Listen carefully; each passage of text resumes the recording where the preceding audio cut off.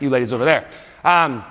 So recently I read a few books. The few books I read are The Fat Switch, Nature Wants Us to Be Fat, both by Dr. Richard Johnson, which is a hilarious name because Dick Johnson, which I thought was pretty funny.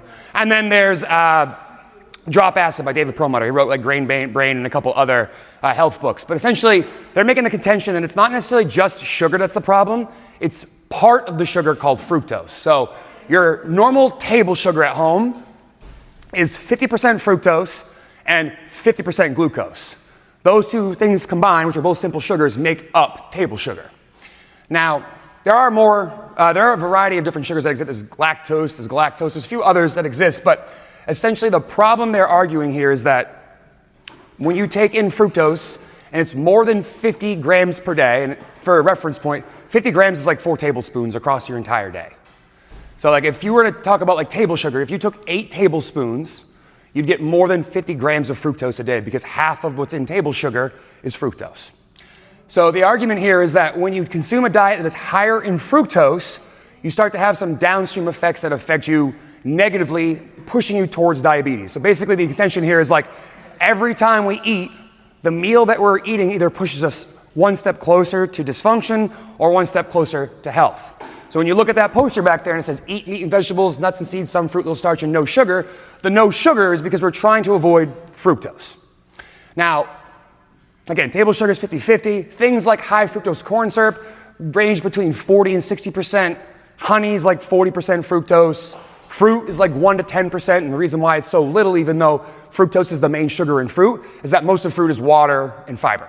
So 1 to 10% of a piece of fruit is fructose, and then roughly 5 to 15% in starches like sweet potatoes, squashes, things of that nature is fructose, which is why they are more preferred options. As you see, 1 to 10% or 5 to 15% is far less than 50%. So one of the reasons why you can see up there, you say some fruit, little starch, is because the fructose content is significantly lower, and we contend that fructose is the problem with all of this. So how fructose affects the body, I've got like essentially 5 different locations or 5 different parts of your body that are affected because of the consumption of fructose. First one is your brain. When fructose enters your system, it triggers the same parts of your brain that you get from addiction. So the opioid receptors in your brain that you'd get from, taking opioids or cocaine or alcohol are lit up in the same way that sugar does. Begins to cause leptin resistance, which essentially is a signal from your gut that is created when you are full that tells your brain, turn that off. Turn off the eating switch. I don't want to eat anymore. Well, when you take large numbers of sugar in, you start to turn off that leptin response, or you basically become like numb to it. Your gut is saying stop, stop, stop, and your brain's like, let's keep going. So you start to turn that off. And then last but not least, it's a stimulant. Probably just felt this at Thanksgiving, right? You eat a piece of pie, feel pretty good right after. Kind of gets you jolted for a few seconds. Well, your body becomes addicted to that feeling, and it wants to keep craving that and going after it, which is why like you could go over and have a slice of pie, and then like 15 minutes later you have another slice of pie, and 15 minutes later you have another slice of pie. You don't do that with eggs. You don't eat like a dozen scrambled eggs and then go, you know what I go for? Another dozen scrambled eggs. It just doesn't work that way. So the brain is affected. Liver is affected, becomes fatty liver. Essentially, when you take in high amounts of fructose, your liver responds by upping your triglycerides and releasing fat into your bloodstream. You guys know what foie gras is? I'm probably saying that terribly wrong, but it's basically foie gras. How do you say it?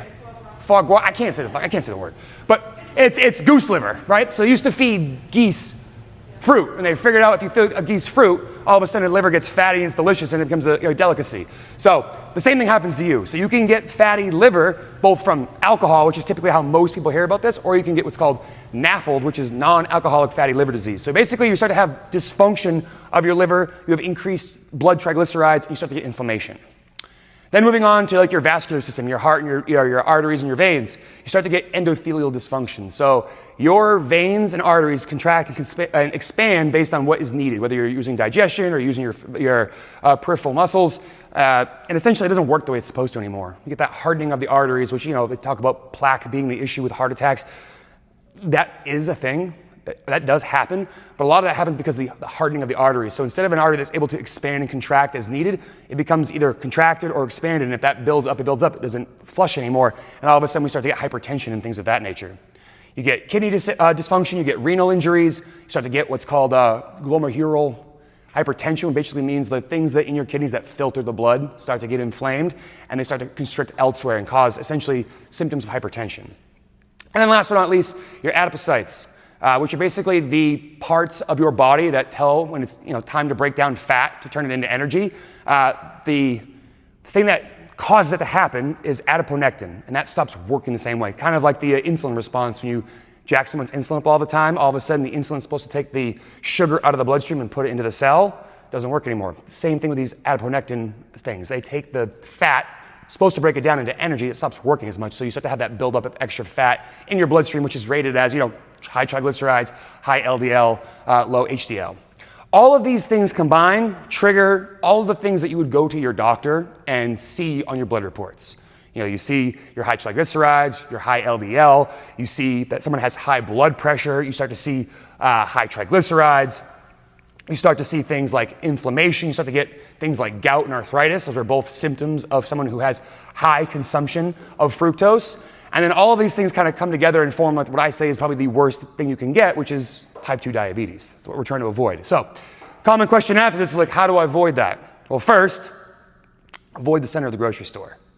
That's probably the best tip for avoiding any of these problems. Don't buy things from the center of the grocery store. Maybe outside of like coffee, seltzer water, I don't know, beef jerky, but not much outside of that. Second thing, this is bad news for a lot of people, beer. There's a shitload of fructose in beer. And that's one of the major kickoffs for all of these things. All these problems that you'll see from your diet. If you're someone who drinks alcohol, specifically beer, you're gonna have higher levels of uric acid, you're gonna have higher levels of fructose in your bloodstream, and again, it causes all these downstream effects. And outside of that, just try to avoid anything that's like ultra processed, right? If you can't leave it on your countertop for a week and have it spoil, it's not food. So, the common thing is like the grocery store is full of food-like substances, but not food. So stick to the perimeter, avoid beer as much as you can, try to find hard alcohol as a solution for that, because that actually is a tiny bit better for you than beer, and buy things that spoil.